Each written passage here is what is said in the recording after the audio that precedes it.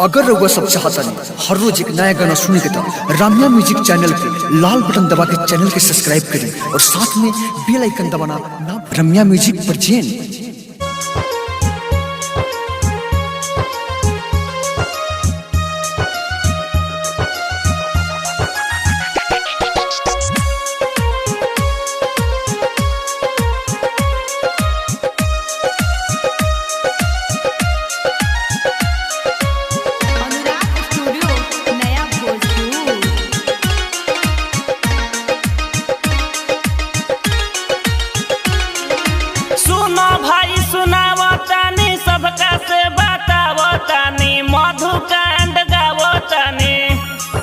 छोड़ी बंगाल अली बिहार जे होई जीवन पार।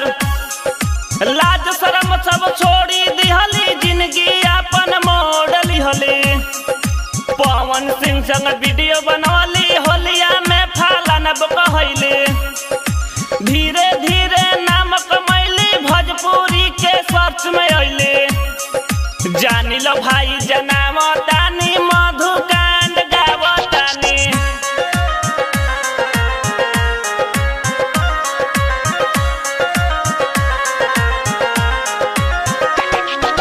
इनके से सब वीडियो बनावे शूटिंग में अपन सबे बोलावे। नाचे गावे कमर हिलावे।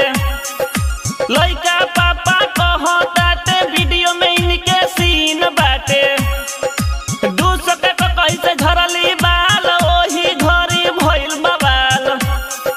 कोहली राजा जाई बहरिया माजा मरली घर के भीतरिया।